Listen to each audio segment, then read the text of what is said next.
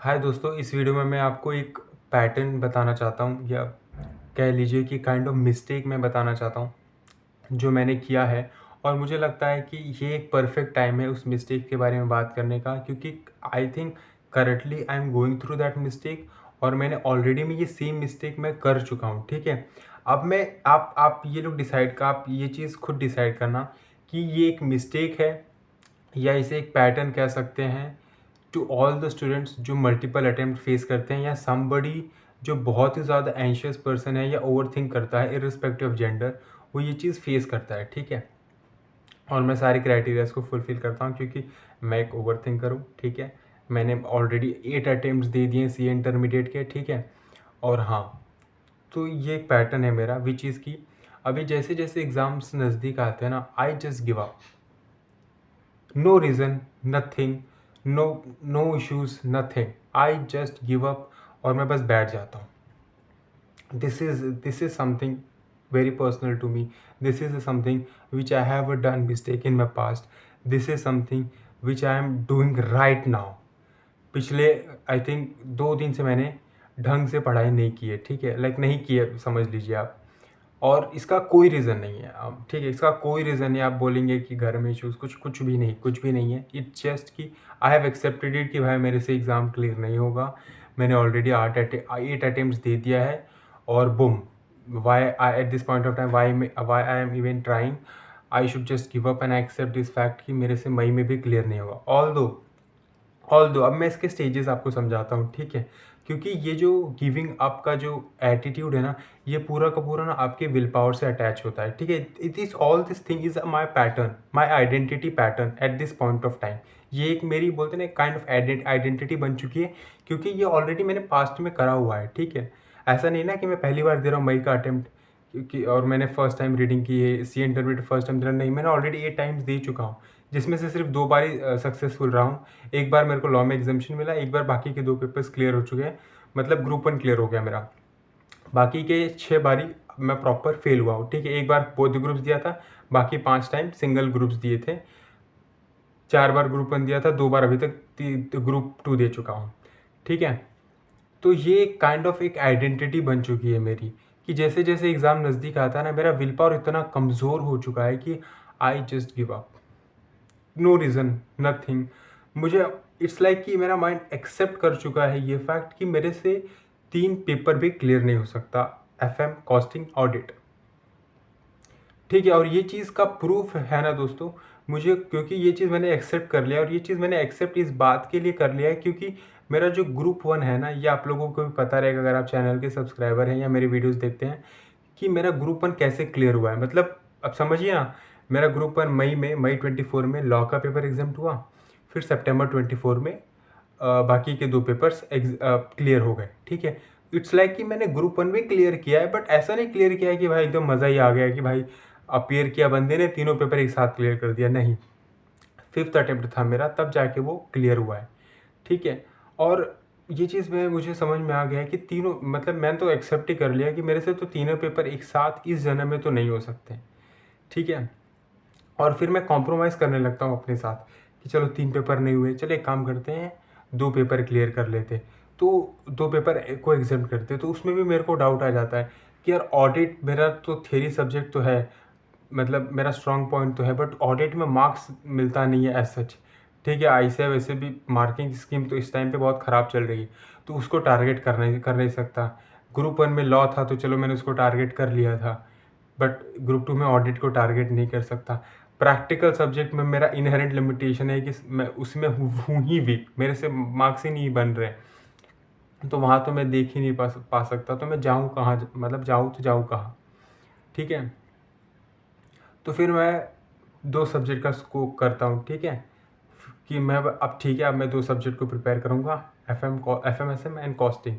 ठीक है, फिर बैक ऑफ द माइंड मेरी चलता रहेगा कि यार एसएम में कैसे मार्क्स स्कोर करेंगे, 50 मार्क्स का तो वो है, तो वहाँ पे एग्जामिशन कैसे लेके आएंगे, क्योंकि वहाँ पे तो एग्जैक्ट कीवर्ड्स लिखना पड़ता है तो जाके वो मार्क्स देते हैं। अदरवाइज तुम बेस्ट से बेस्ट आंसर लिख लो, फिर भी जाके 50 में से 17, 20, 23 ही आए मेरे को हमेशा। ठीक है, तो आई एम लाइक कि यार यहाँ पे भी पॉसिबल नहीं है। फिर मैं एकदम, जब 10-20 दिन रहेगा तो फिर मैं फुल 24 घंटे कॉस्टिंग करने लगूँगा। फिर 10 दिन कॉस्टिंग किया, जब एग्ज़ाम को 10-15 दिन रहेंगे तो आई विल बी लाइक कि भाई यार यहाँ पे भी मेरा नहीं होने वाला है, तो मैं एकदम आई जस्ट गिव अप, और मैं एकदम बैठ जाता हूँ कि भाई अब तो नहीं होगा मेरे से। और ये एक पैटर्न बन चुका है जो मैं इस अटेम्प्ट में भी कर रहा हूँ। और मैं इस अटेम्प्ट में स्पेसिफिकली ये वीडियो इसलिए बना रहा हूँ ना, क्योंकि जब मई का अटेम्प्ट का रिजल्ट आया ना, तो मेरे लिए ना ये video as a decision maker साबित हो जाए, और मैं ये वीडियो देख के आई एम लाइक कि ठीक है भाई, यही किया है मैंने, and now I deserve to be in this situation, or I can confidently say this to myself कि you deserve to be in this place, और now you have all the rights to quit। ठीक है, इससे पहले मैंने इसके बारे में कभी आई थिंक बात नहीं की है मेरे कभी कोई भी वीडियोस में। मैं इस बार इसलिए बात करना चाहता हूँ क्योंकि मई के बाद मैं ट्राई भी नहीं करना चाहता सीरियसली। ऑलरेडी आई एम 22, ठीक है, सितंबर में मेरा बर्थडे होता है, तो 23 तो इसी बार हो जाऊँगा, इसी साल। इससे ज़्यादा आदमी क्या ही ट्राई कर सकता है। 3 साल से तो I am doing CA intermediate only, ठीक है। Start of the journey I never thought of plan B कि भाई सीए नहीं हुआ तो प्लान बी कर ले, कुछ और कर लेंगे, ठीक है। और ऐसा कुछ है भी नहीं कि भाई पापा के पास बहुत पैसा है तो भाई एमबीए या कोई भी अच्छा सा foreign course 3 lakh 4 lakh invest करके किया जा सकता है। So I have to figure it out all by myself कि भाई अब करे तो क्या करे, ठीक है। So this is it, thank you so much for watching till the end. और हाँ, ये वीडियो शेयर करने का एक और रीज़न ये था, ये चीज़ शेयर करने का, कि अगर आप इस चीज़ के थ्रू जा रहे हैं, आपने ये चीज़ कभी नोटिस की है आपकी प्रिपरेशन फेज़ में, तो प्लीज़ इसको आइडेंटिफाई करिए, उसे एक्सेप्ट करिए and try to find a solution. क्योंकि ये हैबिट ऐसे नहीं जाती है। Either you clear the exam, और ये हैबिट आपको इतना बोलते ना आपकी मेंटल हेल्थ इतनी ख़राब कर देती है, आपको इतना एक काइंड ऑफ जोन में रख लेती है कि भाई या तो क्विट करो, या तो कुछ ऐसा कर दो कि इस हैबिट का सोल्यूशन निकाल के एग्ज़ाम क्लियर हो जाए। There is no in between line कि भाई इस रास्ते से आप निकल जाएंगे, बच जाएंगे, नहीं। ये मोस्टली मल्टीपल अटेम्प्ट वाले बच्चे स्टूडेंट्स के साथ ही हो सकता है। जो फर्स्ट अटेम्प्ट सेकेंड अटेम्प्ट देता है, he is happy in life, ठीक है, क्योंकि वो गोल्डन अटेम्प्ट दे रहा है अपने लाइफ के। जब वो 6-7 अटेम्प्ट पे देता है, जब हर जगह से प्रेशर बनने लगता है, एंड थोड़ा सा एज भी बढ़ती रहती है कि भाई 18 में शुरू किया था, अभी 22 हो चुका हूँ, तो वो चीज़ आपको ऑलरेडी बोलते ना काइंड ऑफ फोर्स करती है गिव अप करने के लिए। और there is this YouTuber guy and which I really admire, क्योंकि उन्होंने बहुत क्रेज़ी कर दिया, सौरभ वर्मा करके, ठीक है।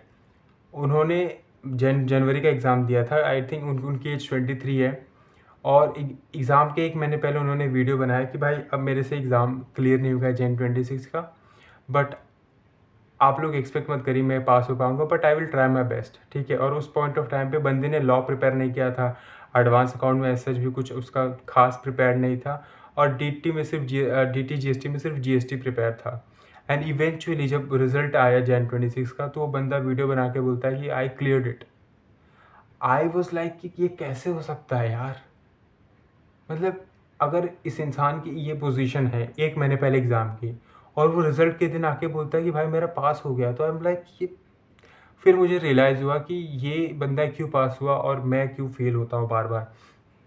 क्योंकि लुक एट दैट गाय, उस बंदे की बॉडी देखो, ठीक है, उस बंदे की मेंटल हेल्थ देखो, ठीक है। वो दिमाग से बॉडी से तो तगड़ा है ही, और जब इंसान एकदम बॉडी से तगड़ा रहता है तो बोलते हैं ना मेंटल हेल्थ थोड़ा सा स्ट्रांग रहता है, और माइंडसेट उसका एकदम स्ट्रांग रहता है क्योंकि वो जिम जाता है कि भाई गिव अप नहीं करना है, एटलीस्ट ट्राई तो करना है। और उसने वही किया, और उसको रिजल्ट भी मिला, ठीक है। रिजल्ट ग्रुप 1 का आई थिंक कम आया था इस बार, 9% आया था, बट उसका उसमें नाम आ गया कि भाई आई क्लियर्ड इट, ठीक है। तो which is a strange thing, ठीक है। तो मुझे ऐसा लगता है अगर आप ये चीज़ कर सकते हैं, माइंडसेट से भी अपने स्ट्रांग रहे, तो ये जो विल पावर वाली जो प्रॉब्लम है, इसका सोल्यूशन आपको मिल सकता है, विच इज़ टू अपने माइंडसेट को अपना स्ट्रांग रखना। So this is the end, and thank you so much for listening to the end till the end. Bye bye.